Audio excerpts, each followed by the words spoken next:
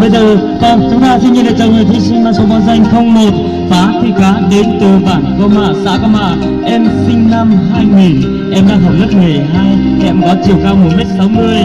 Sở thích của em chơi thể thao, ca múa nhạc. Ước mơ của em trở thành một chiến sĩ cảnh sát nhân dân Việt Nam. Tuần thầy tôi thi niệm con chúa thủy y nú nọ tư dò cá sỉnh phá nhớ trò lúc trò cỏ ma xã cỏ ma cá dù trông ó xinh lì no chỉnh cá tộc cẩm đi cầu ó nữ xia ý thiệt trâu nữ do kỹ nhẹ dòm hồng câu do kiến bao số lời giá tổn đi xã dò tàu ua tù công an nhân dân.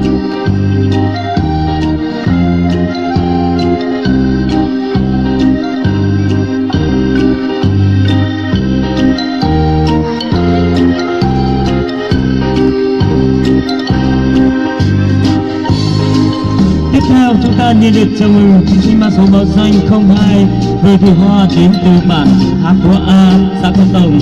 Em đã tốt nghiệp lớp 12 năm 2016. Hoa có chiều cao 1m65. Sở thích của em nghe nhạc và hoạt hình. Ước mơ của em trở thành một hướng dẫn viên du lịch. Tuần thầy thi niệm con chúa thì ó nú nò tư dò hoa sỉnh ư tuần tờ lúc trò Há Khóa A, xã Cầu Công. Hoa tư cởi tà đi cầu ó sông ó xinh cầu trâu hoa sư ý phía cho trò chi nữ sơ kỹ nhẹ dòm lồng đô tiếp xem movie nữ sơ kiếm bao số lời giá tổn đê xã dò ý tù cho bé sự đầu mùa chỉ biết thờ.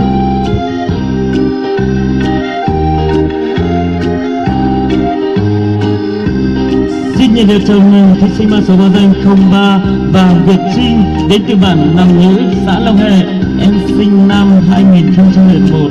Trinh có chiều cao 1m64, hiện đang học lớp 11. Sở thích của em nghe nhạc, đi du lịch. Ước mơ của em trở thành một hướng dẫn viên du lịch. Tết sẽ đầu xoay to tu thai và Việt Trinh sỉnh va tuân tờ lúc rò Nằm Nhữ, xã Long Hệ. Trinh dù sông ó xinh linh ý chia ý thía cho chồng lâu mì no chỉnh cá tỏ cờ đi cầu ý Trinh sơ kỹ nhẹ dòm nồng câu hùng câu thía mùng gì ô xì đừng sơ kiến bao súa lời giá tỏ tê xã dò ý tù chiến sĩ công an nhân dân. Tiếp theo chúng ta xin nhiệt liệt chào mừng thí sinh mang số báo danh 04 Ly Thị Chía đến từ bản Bá Bó, xã Bá Long. Em sinh năm 2001, hiện em đang học lớp 11. Em có chiều cao 1m54. Sở thích của em ca múa, nhạc, chơi thể thao. Ước mơ của em trở thành một nghệ sĩ múa. Tuần thầy bé tát tổ còn đời no mua lũ về hù hải tìa tía sỉnh lì nhót đầu lũ ròm bản Bó, xã Bó Lồng dù sông ó xanh linh ý mì no chỉnh đã tổ cần đỡ đi cầu ý nữ xia ý thía chít cầu lâu chia sơ kế nhẹ dò hải tìa vua là vòng tía thể thao nữ sơ kiến bao số lời giá tổn tê xã tàu dò ý tù cử không mó lò cá đầu với gió bê sỉnh mua ghế tròn nhỉ.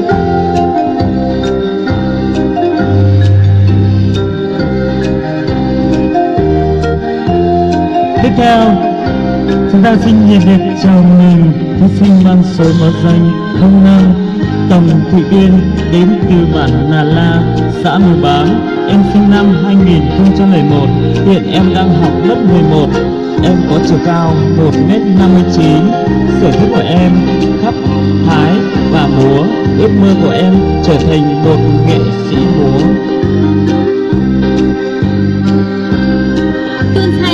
Tỏ bổn đời no mua lũ về hù hải tìa Tòng Thị Tiên tuân tờ lũ rò Nà La, xã Mường Bám. Tiên dù sông ó xinh linh ý mì no chỉnh các tổ cần đỡ đi cầu ý xia ý thía chít cầu chua nữ do kế nhẹ dầu múa thiết hùng câu nữ do kế bao súa lời giá tổn đê xã dò ý tù phóng viên. Xin nhiệt liệt chào mừng thí sinh mang số báo danh 06 Thị Cá đến từ bản Con Nghè B, xã Quang Hòa. Em sinh năm 2000, hiện em đang học lớp 12. Em có chiều cao 1m58. Sở thích của em là ca, múa, nhạc, bóng đá. Ước mơ của em trở thành một nhà thiết kế thời trang, mỹ phẩm làm đẹp cho phụ nữ Việt Nam. Bé sẽ đợi tay to tu sai cá sỉnh bư tuôn tờ lút rò Con Nghè B xã Cò Ma. Người dù trong ó xanh nỉ no trình cờ lớp cầu ó mua chia ý thía chi trò chua. Nữ do kế nhìa do hai thía ua là vòng thía bóng đá. Nữ do kém bao súa lời giá tỏ tê xã dò ý tù sở khấn đầu thía ua rồng co trò chỗ Con Nghè sở đời.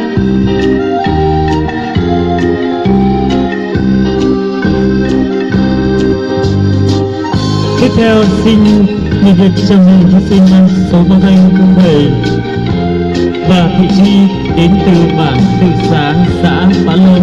Em sinh năm 2002, em đang học lớp 10. Em có chiều cao 1m60. Em đã trình diễn bộ trang phục truyền thống của dân tộc mình.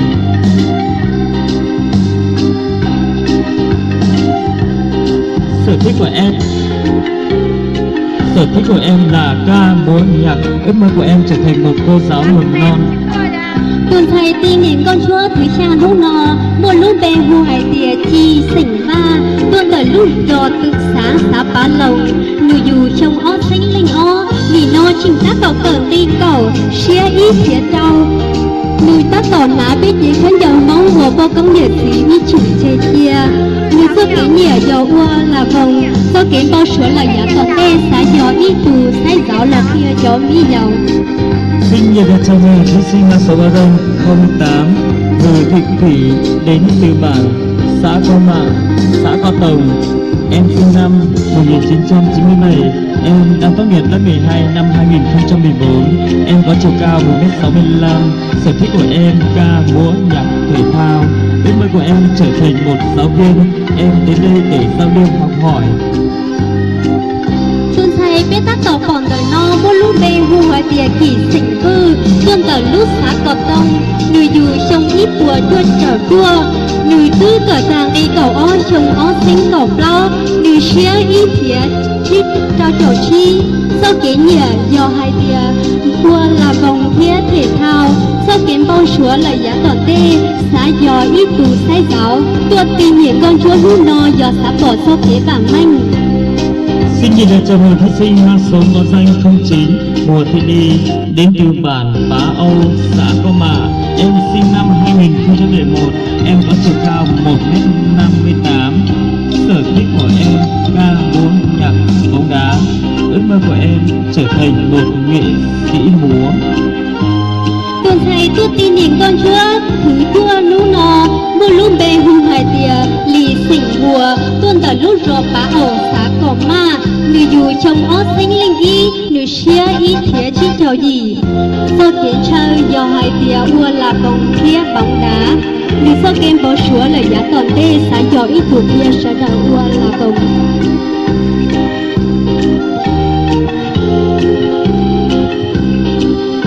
Xin nhiệt liệt chào mừng thí sinh mang số báo danh 10 Đào Thị Tú đến từ xã Long Hề. Em sinh năm 2004. Em tốt nghiệp lớp 12. Em có chiều cao 1m59. Sở thích của em nghe nhạc.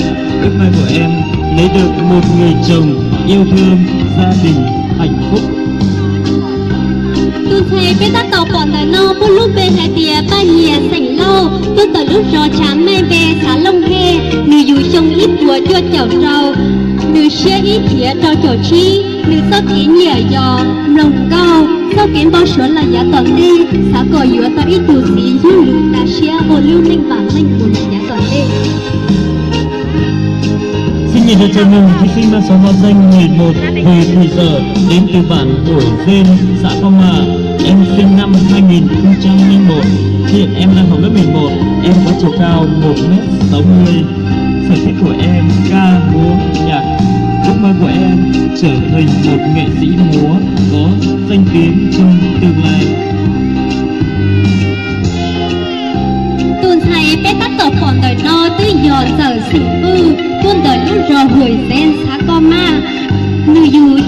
sinh nì nô chỉnh ta tổ cần đớm đi cầu ô xia y thía trao sau kiến nhiều tờ nữ tư do ua là bồng sau kiến bao chúa lời giá toàn tê giá dọc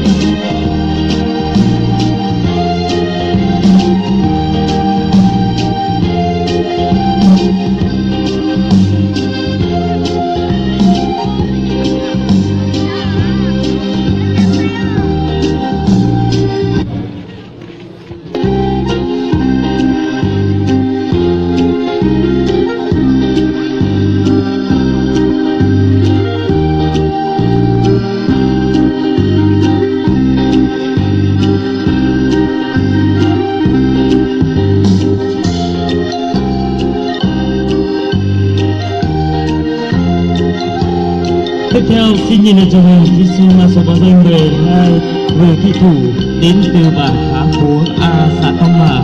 Em sinh năm 2002, hiện em đang học lớp 10. Em có chiều cao 1m58. Sở thích của em là ca múa nhạc, đi du lịch. Ước mơ của em trở thành một cô giáo. tuần thầy thứ tổ ô tôi tin nhìn con chúa nu nò giờ thủ tỉnh tư tuần tờ lũ rò há khóa a xã có ma dù trong ó sánh linh ó đi nô trình các tổ cần đỡ đi cầu xe ý thía chí chào gì nữ sau kế nhẹ dò thì quân là vòng thía mùi gì quân chi nữ sau kế bao số lời giá tỏ tê xã dò ý thủ cử thiện đỡ.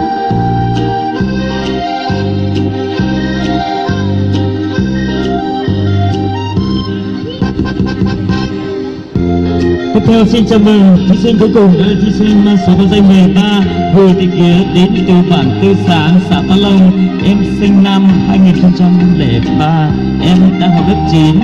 Em có chiều cao 1m56. Sở thích của em ca, múa, nhạc, thể thao. Ước mơ của em trở thành một bác sĩ.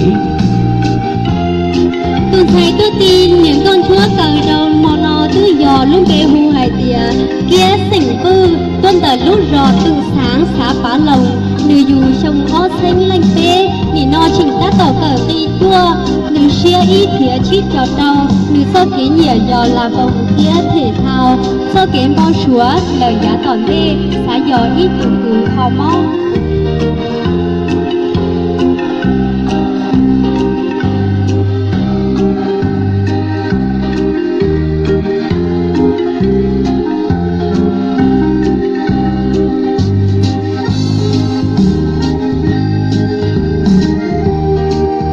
Và bây giờ tất cả quý khán giả chúng ta hãy đưa mắt lên sân khấu để cho một tràng pháo tay thật lớn để chúc mừng cho 13 thí sinh của chúng ta.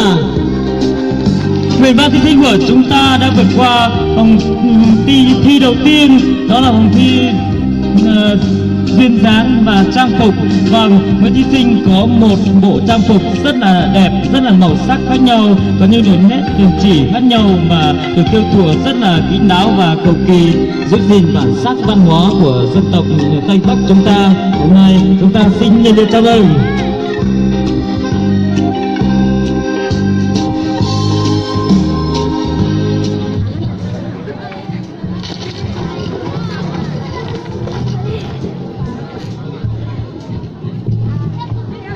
Vâng, kính thưa tất cả quý vị khán giả. Vâng, chúng ta đã chứng kiến phần thi trang phục dân tộc của các thiếu nữ của chúng ta, các người đẹp của chúng ta. 13 thí sinh tất cả đã trình diễn qua phần thi trang phục. Vâng, phần thi năng khiếu thì chúng ta sẽ nhìn lại ít phút sau. Và bây giờ chúng ta sẽ đến với một phần thi đặc sắc, đó là phần thi thổi khen mông của các nghệ nhân đến từ các xã vùng cao. Chúng ta xin nhiệt liệt chào mừng. Cứ đi chợ đào mỏ chùa, bé đi chợ đào bỏ hai tìa, cho niềng con chúa rằng có chấp lời nụ nò lời